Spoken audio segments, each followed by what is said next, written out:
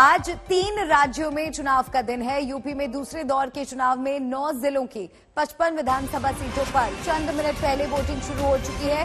उत्तराखंड की 70 और गोवा की 40 सीटों पर भी आज एक साथ वोट डाले जा रहे हैं।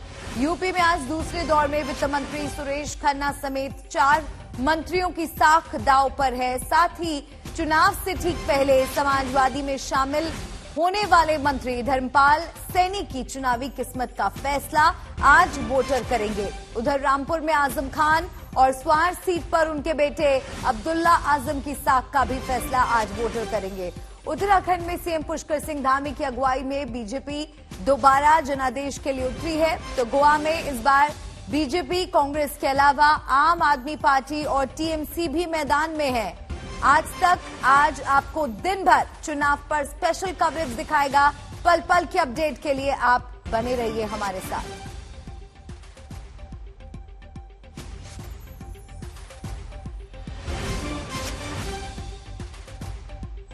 रामपुर में आज फेज 2 की पोलिंग होने वाली है और इस वक्त हम एक ऐसे बूथ में हैं जिसे जिला पंचायत का वोटिंग बूथ कहा जाता है। इसे तैयार किया गया है पूरी तरीके से आज, क्योंकि मतदाता यहां पर वोट देने के लिए आएंगे। हम देखेंगे कि नवाब परिवार के जो लोग हैं, काजिम अली खान और हैदर अली खान, वो भी यहीं से अपना मत डालने के लिए आएंगे। जिला पंचायत का ये जो पोलिंग स्टेशन है, इसमें 5 और बूथ है जिन पर इंश्योर किया जाएगा कि पोलिंग प्रोसेस एकदम स्मूथ हो। और जिस तरीके से यहाँ पर सिक्योरिटी तैनात है, उसे देखकर लगता है कि किसी भी तरीके का जो हादसा है यहाँ पर ना हो, इसलिए यहाँ पर पिछले 2 दिन से सिक्योरिटी तैनात की गई है। एक जगह हम देख रहे हैं कि रामपुर में जो कॉन्टेस्ट है वो बहुत ही दिलचस्प होगा, क्योंकि आजम खान, आजम परिवार और अब्दुल्ला लड़ेंगे। अब मेरी सहयोगी मौसमी का रुख करेंगे, संभल से मेरे साथ जुड़ रही हैं। मौसमी, आज तक पर महा कवरेज हमारी शुरू हो चुकी है। सुबह 7 बजे का वक्त था जब वोटर्स के पहुंचने का सिलसिला शुरू होगा। किस तरह की तस्वीरें आपको मिल रही हैं वहां से? जी मलिका, देखिए मुजफ्फरनगर में हम थे तो गुड़ की चर्चा हो रही थी और यहाँ पे तो गजक और चिक्की संभल में बहुत मशहूर है। पर सियासी तौर पे अगर आप देखें तो ये चरण समाजवादी पार्टी के लिए काफी क्रूशल है, क्योंकि 15 सीटें सपा इस पूरे चरण में जीती थी 55 में से। और महत्वपूर्ण इसलिए भी है क्योंकि संभल यानी कि समाजवादी पार्टी का अभेद किला, लगभग 30 साल से यहाँ पे समाजवादी पार्टी के विधायक रहे इकबाल महमूद उनको चुनौती दे रहे हैं। भाजपा के प्रत्याशी जो 2 बार हार चुके हैं, अब ये तीसरा उनका अटेम्प्ट होगा। पर बहरहाल नेताओं से पहले वोटरों की बात करते हैं और पहले वोटर यहाँ पे है। दिखा दीजिए आप आपने चिन्ह। जी ये देखिए वोटिंग का निशान आप देख रही हैं और चेहरे पे मुस्कुराहट। क्या अपील करेंगे भैया? वोट मैं जनता से अपील करता हूँ, वोट राष्ट्रवाद के लिए, विकास के लिए और सबका साथ सबके विकास। नहीं, आप किसी पार्टी के लिए नहीं करिए, आप अपील कीजिए। पार्टी थोड़ी होती है, राष्ट्रवाद तो राष्ट्रवाद होता है। सबका साथ सबके विकास के लिए करिए। जो आवास और जो लोगों को आवास और राशन वगैरह फ्री में दिया, उसके लिए वोट करें। और हमें चलिए, और देखिए पीछे आप देखिए तो पीछे आप देखेंगे ये एक आदर्श बूथ है। हम लोग शंकर इंटर कॉलेज में हैं और यहाँ पे की सजावट, रंगोली लगी हुई है। प्रिंसिपल साहब आप बताइए कि कैसे ये वोटरों को और लुभाएगा। जरा संजीव ऊपर दिखाइए आप, किस बढ़िया तरीके से यहाँ पे रंगोली लगी हुई है। जी क्या क्या है आदर्श बूथ में? आदर्श बूथ में हमने कोशिश ये करी है कि बूथ को अच्छी तरह डेकोरेट कर दिया जाए और डेकोरेट करने के साथ साथ हमने अपने स्कूल की जो छात्राएं हैं उनसे ये रंगोली बनवाई है।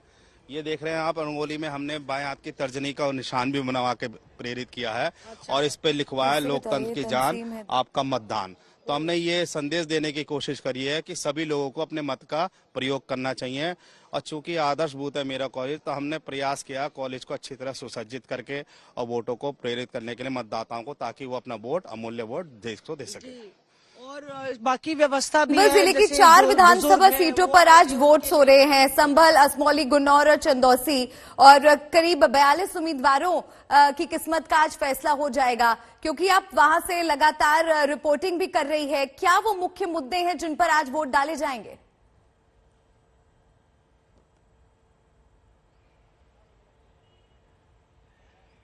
अगर आप देखें तो संभल में लगातार विकास का मुद्दा नजर आता है। अगर आप मुजफ्फरनगर, रामपुर और बाकी इलाकों से संभल को कंपेयर करें तो अगर आप ट्रेन से आना चाहें तो यहाँ पे कोई रेलवे लाइन नहीं है।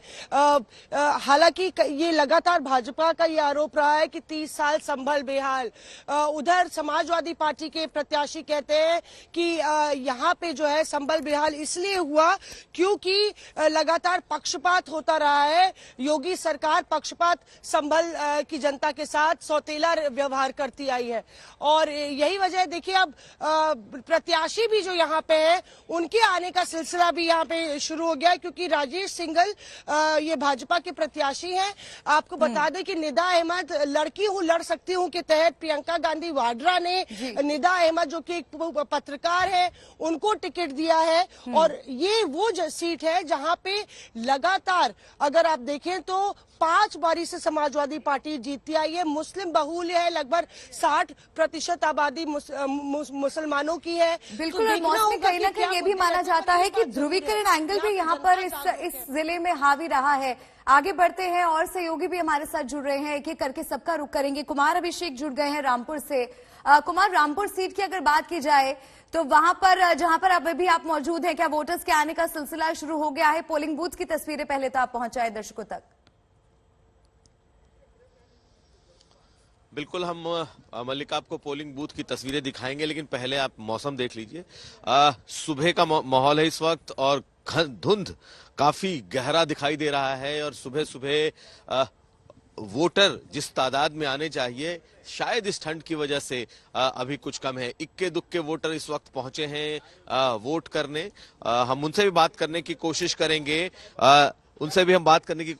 लेकिन इस बार जो रामपुर है, रामपुर बेहद खास है क्योंकि आजम खान जेल से चुनाव मैदान में हैं। उनके बेटे अब्दुल्ला आजम कुछ दिन पहले जेल से छूटे हैं, स्वारटांडा से वो चुनाव मैदान में हैं। 3 सीटें समाजवादी पार्टी के पास है और 2 सीटें बीजेपी के पास है। जैसे जैसे दिन चढ़ेगा वैसे वैसे उम्मीद है कि वोटरों की तादाद बढ़ेगी, लेकिन इस वक्त ठंड और धुंध दोनों का माहौल इस वक्त यहाँ पर दिखाई दे रहा है। अभिषेक, रामपुर सीट पर आजम खान का दबदबा रहा है। आकाश सक्सेना क्या टक्कर दे पाएंगे?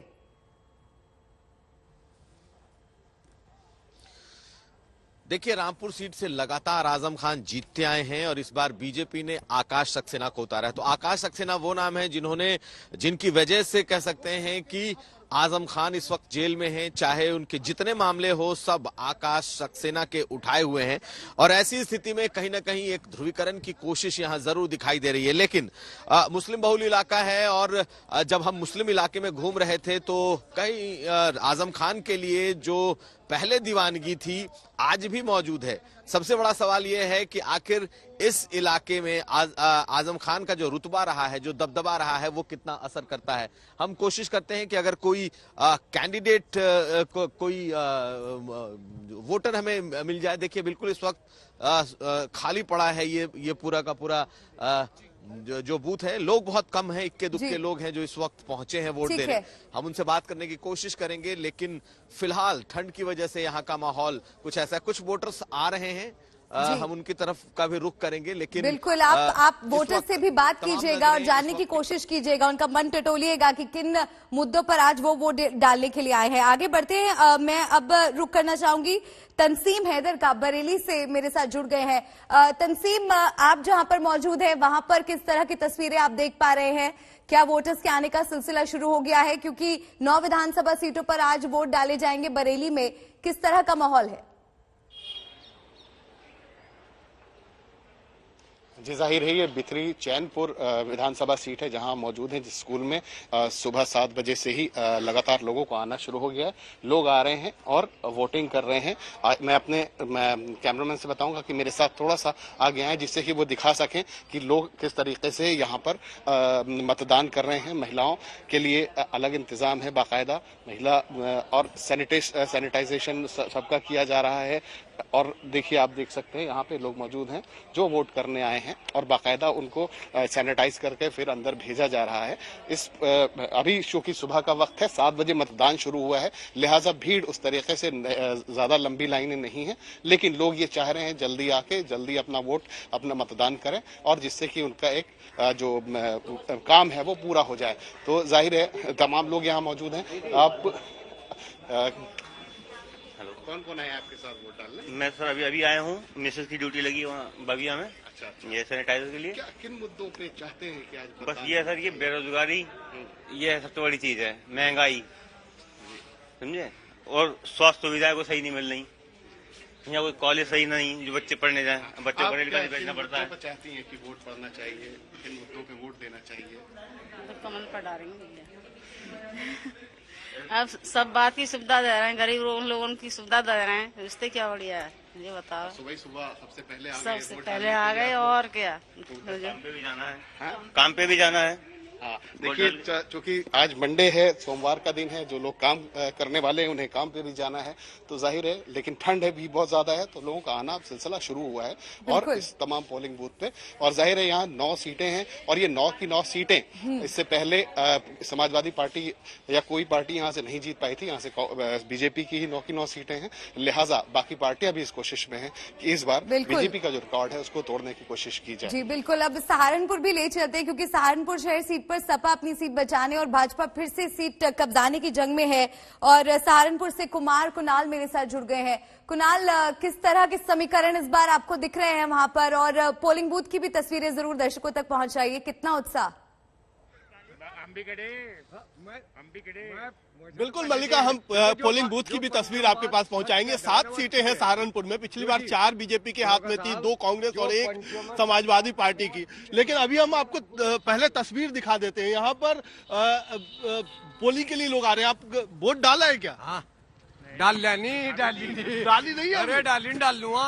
अच्छा, डालेंगे अभी। हाँ। तो क्या दिक्कत आ रही है, क्यों नहीं डाल? यहाँ मशीन नहीं चल रही। मशीन नहीं चल रही। हाँ। तो यहाँ मशीन की दिक्कत आ गई। आपने वोट डाल दी। तो कुछ बूथ है जहाँ पर नहीं कर रहे हैं। इस बार मुद्दे क्या है? मुद्दे तो विकास सबसे बड़ा मुद्दा है, सुरक्षा और विकास का मुद्दा है। हाँ, आपने युवा भी है कुछ, आपने वोट डाला? नहीं सर, अभी तक तो डाला नहीं सर वोट, मशीन खराब है। मशीन खराब जी।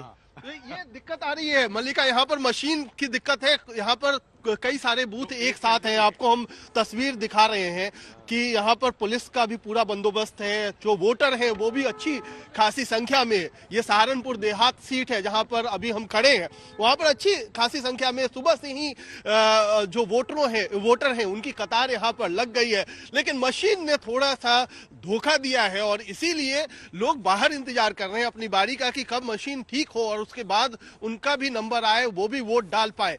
तो ये स्थिति है। यहाँ पर अलग अलग मसले हैं, लेकिन क्यों ये महत्वपूर्ण है सहारनपुर? क्योंकि सहारनपुर बिल्कुल उत्तराखंड से लगता हुआ इलाका है। उत्तराखंड में भी आज चुनाव हो रहे हैं।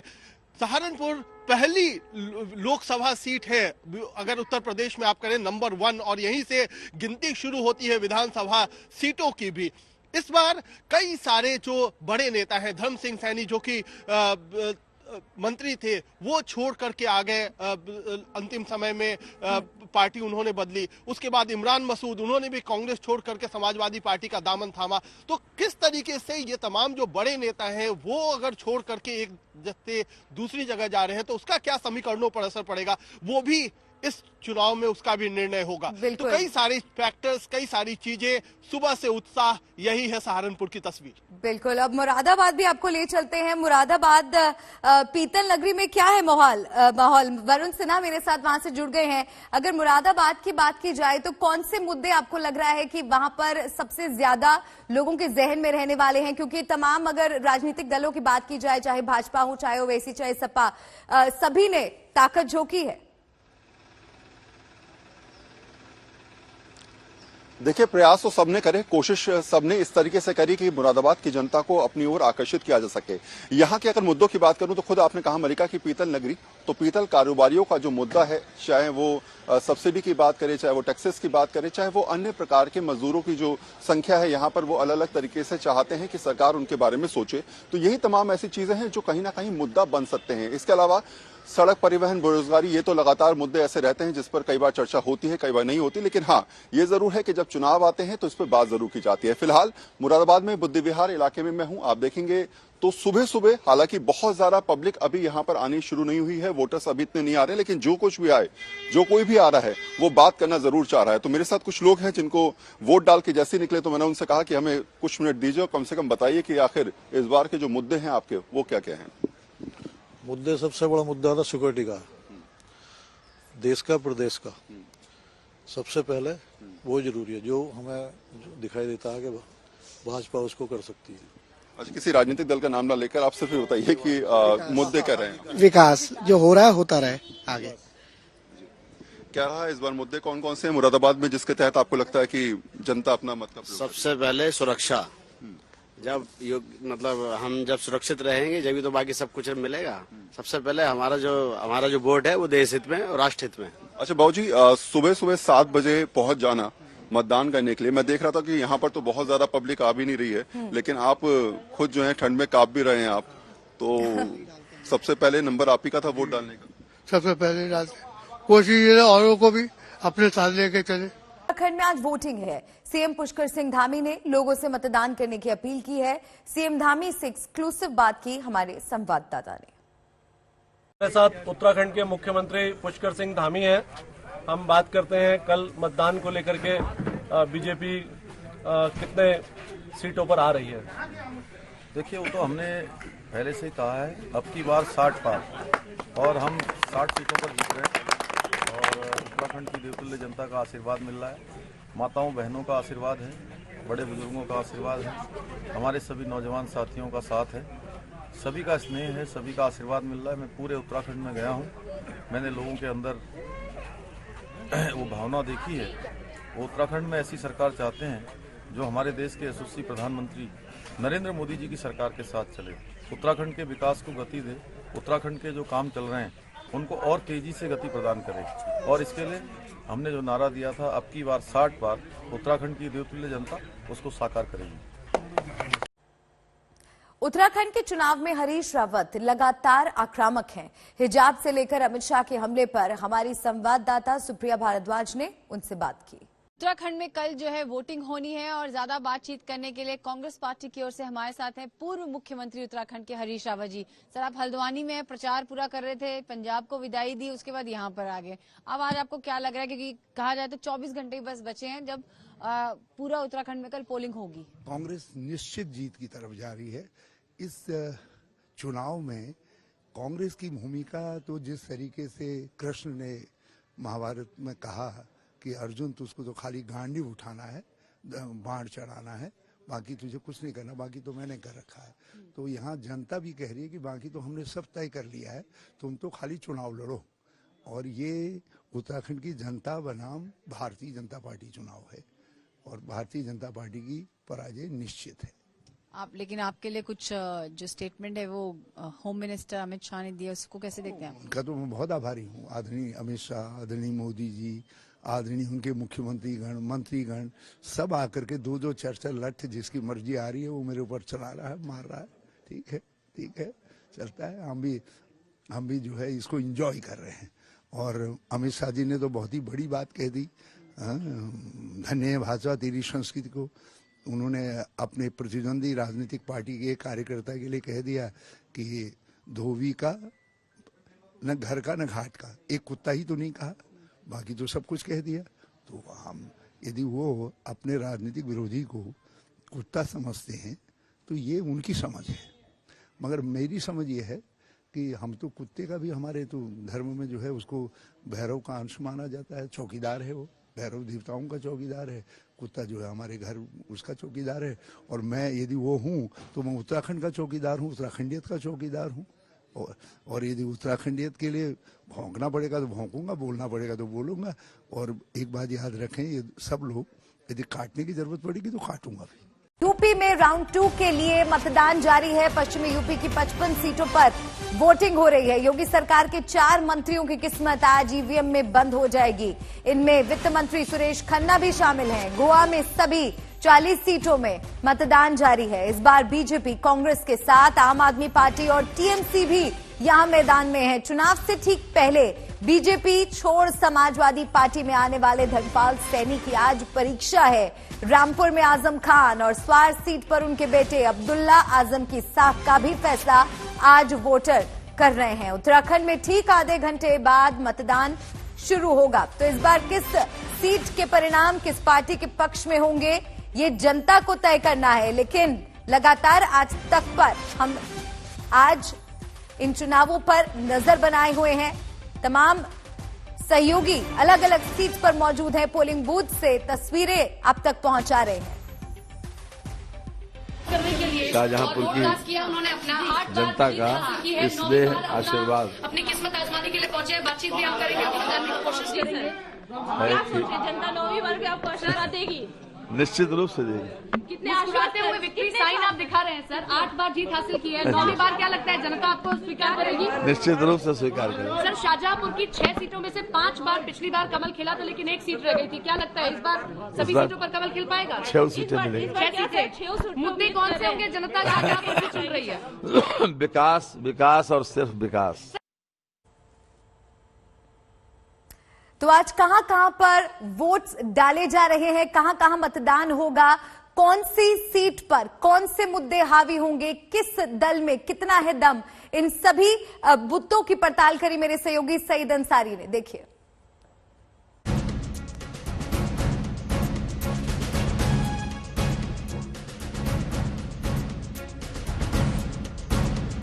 उत्तर प्रदेश विधानसभा के दूसरे चरण का चुनाव आज हो रहा है और ये दूसरे चरण का चुनाव इसलिए महत्वपूर्ण है क्योंकि अब एक नया विवाद भी उत्तर प्रदेश में आ गया है। कुल विधानसभा सीटें 55 हैं।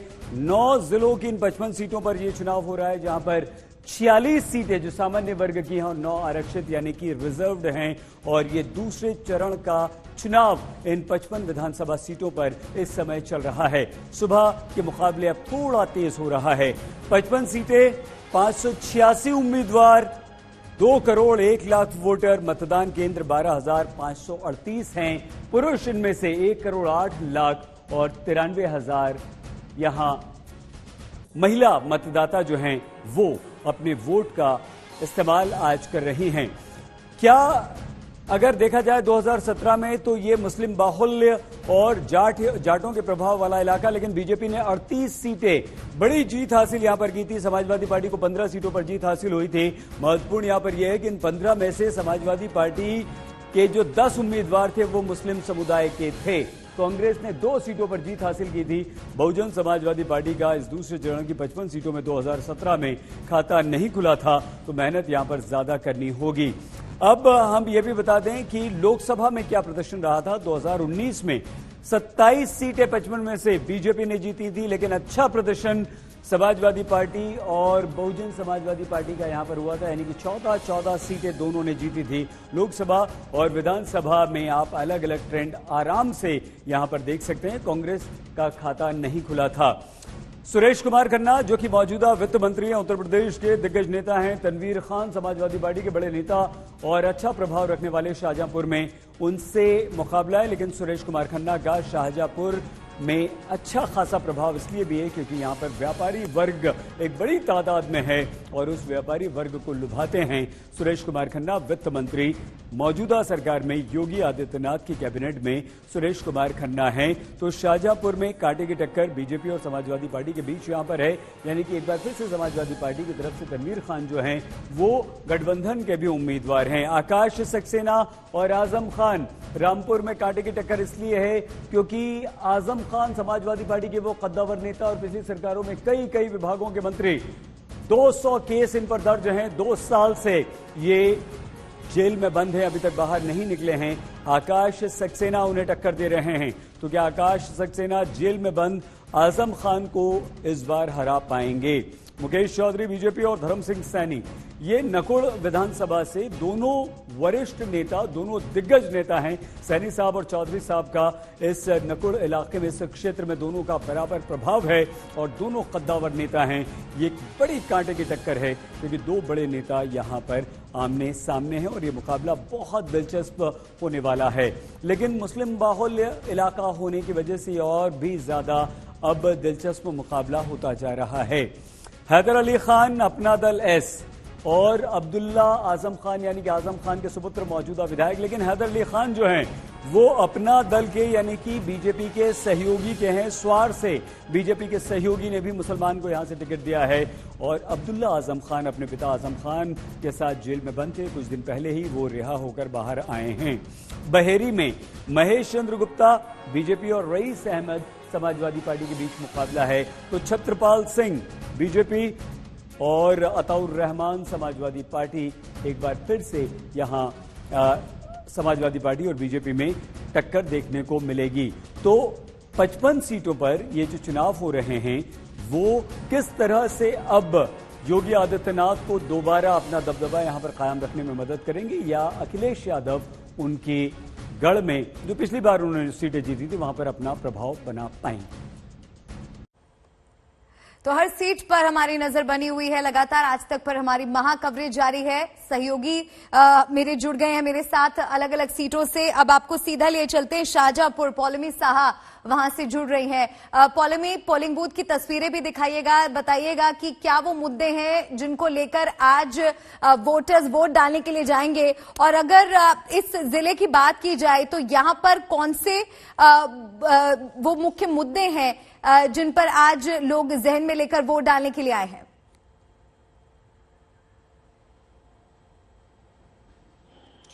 जी मलिका, हम आपको तस्वीरें दिखा देते हैं। हम यहाँ पर इस वक्त शाहजहांपुर सीट के इस पोलिंग बूथ पर खड़े हैं। शाहजहांपुर जो जिला है यहाँ से पौलमी, आपको रोकना चाहूंगी। श्वेता झा मेरी सहयोगी, उनका रुख करेंगे।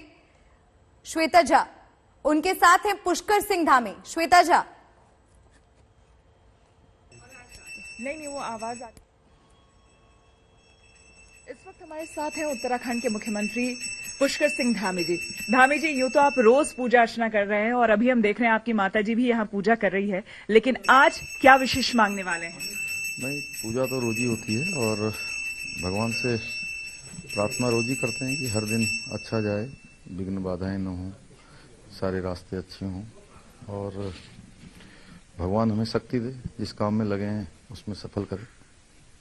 आज का दिन बहुत बड़ा दिन है और ऐसे में डबल इंजन की सरकार आप जनता को तो कह भी रहे हैं, लेकिन 4.5 साल तक राज्य किसी और ने संभाला और आज आपके ऊपर पूरी जिम्मेदारी है न सिर्फ अपनी सीट को बचाने की बल्कि पूरे उत्तराखंड में बीजेपी को बहुमत दिलाने की।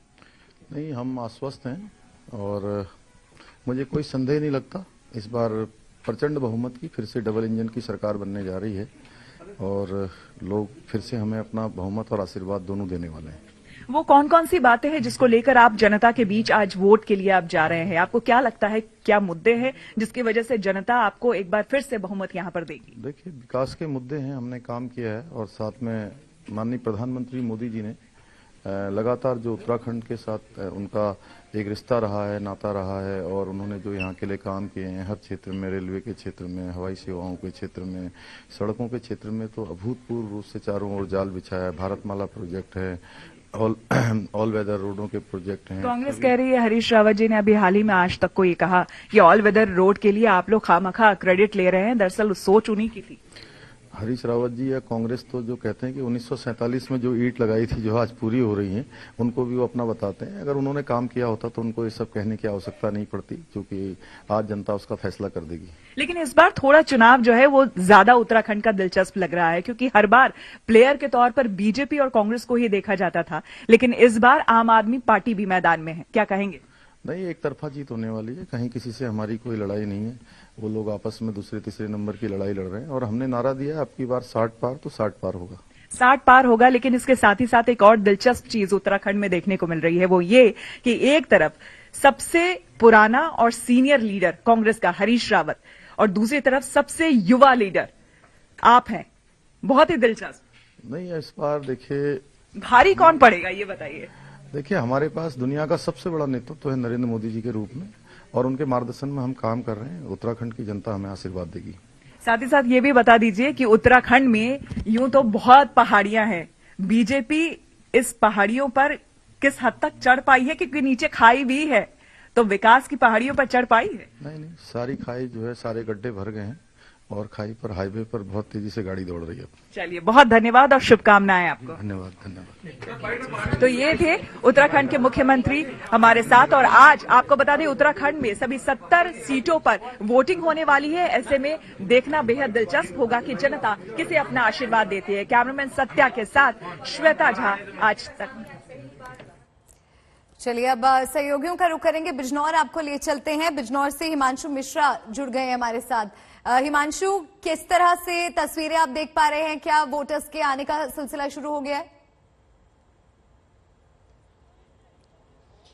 देखिए, बिल्कुल वोटर्स का आने का सिलसिला जो है वो शुरू हो गया है और आप देख सकते हैं, मैं अपने कैमरामैन से कहूंगा कि यहाँ लाइनें नहीं हैं, लेकिन लोग आ रहे हैं, वोट कर रहे हैं।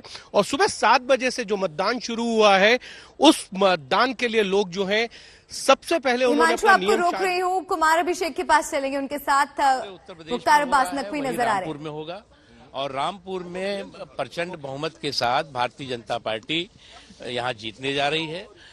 यहाँ पर एक बहुत स्पष्ट चीज दिखाई पड़ रही है कि जो लोग अभी तक जो है वो कम्युनल गीत जो है वो पर सेकुलर संगीत का तड़का लगाते थे, वो कम्युनल गीत पर सेकुलर संगीत का तड़का जो है वो टाई फिश हुआ है।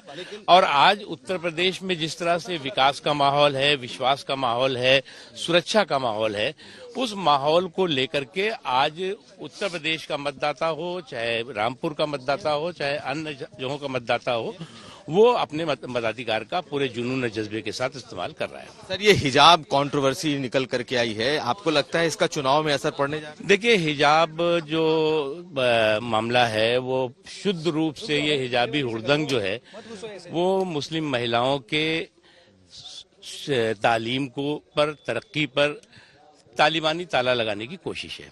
और इस हिजाबी हुड़दंग को करने के पीछे की मकसद मंशा आप समझिए। आज जिस तरह से समाज का सभी वर्ग भारतीय जनता पार्टी के साथ खड़ा हुआ है, और यही नहीं, केवल यही नहीं, अगर आप देखें मुस्लिम महिलाएं जो है वो मोदी कर रही हैं, आज खुल करके मोदी कर रही हैं। और आज जो है वो जिस तरह से अगर आप देखें तो लगभग 5.5 पौने 6 करोड़ स्कॉलरशिप दी गई, जिसमें 60% लड़कियां हैं, ड्रॉप आउट रेट घटता है, लोगों का इनरोलमेंट रेट बढ़ता है। उसके साथ ही साथ अगर आप देखें, ट्रिपल तलाक जैसी कुरीतियों कुप्रथा का खात्मा मोदी जी ने किया। बिना महरम के जो है वो हज यात्रा पर पहली बार हुआ है कि हिंदुस्तान में महिलाएं जा रही हैं। यही नहीं, एक सुरक्षा का माहौल, विश्वास का माहौल, आज समाज के सभी वर्गों के साथ, समाज के सभी मुस्लिमों का और मुस्लिम महिलाओं का भी माहौल को जो है इस बात का एहसास हुआ है। तो इससे जो है वो जो लोग अभी तक सेकुलर सिंडिकेट था, जो अभी तक जो है वो कम्युनल टिफिन में सेकुलर टमाटर का तड़का लगा करके वोटों का अपहरण करता था, उसमें बौखलाहट है। और इसलिए ये हिजाब का जो है हारा हंगामा किया गया है, लेकिन ये एक्सपोज हो गया है। लेकिन ये बताइए कि आजम खान यहाँ से चुनाव लड़ रहे हैं, उनका कितना असर है, क्योंकि वो खुद जेल में है इस वक्त, सहानुभूति और ऐसी तमाम। कौन जेल में होगा, कौन रेल में होगा, ये तो कानून का अपना काम है। लेकिन यहाँ पर चाहे रामपुर हो चाहे पूरा उत्तर प्रदेश हो, एक बहुत चीज साफ दिखाई पड़ रही है कि ये जो 3B ब्रदरहुड है, बकैतों का था, बाहुबलियों का था, बलवाइयों का था, उसका बंटाधार हुआ है। MY समीकरण की आप बात कर रहे थे कि MY समीकरण आपके हिसाब से दूसरा है। MY समीकरण कभी जो है वो संकीर्णता का प्रतीक होता था, सांप्रदायिकता का प्रतीक होता था। आज MY फैक्टर उत्तर प्रदेश में मोदी और योगी का फैक्टर है, यानी सुशासन का प्रतीक है, समृद्धि का प्रतीक है और लोगों की सुरक्षा का प्रतीक है। तो पश्चिमी उत्तर प्रदेश में आपको क्या लगता है कि क्या होने जा रहा है, कितनी सीटें आप जीतेंगे, क्योंकि इन सब इलाकों में आप लोगों ने पिछली बार जो सीटें थी उससे ज्यादा सीटें दिखाई पड़ रही हैं। और अभी तो जो है वो ये जो सबक सिंडिकेट है, Samajwadi party, Bahujan Samaj party, Congress party, अभी बीजेपी से लड़ते लड़ते आपस में भिड़ रहा है। तो इसलिए इनको भिड़ने दीजिए। आज बीजेपी जो है वो पूरी तरह से साफ तरीके से मजबूती के साथ लोगों के दिलों पे राज कर रही है, और आने वाले जो चुनाव के रिजल्ट होंगे वो उस पर। धन्यवाद। तो हमारे साथ थे मुख्तार अब्बास नकवी, साफ तौर पर कह रहे हैं कि इस बार बीजेपी पिछली बार से ज्यादा सीटें लेकर आएगी। कुमार अभिषेक, रामपुर।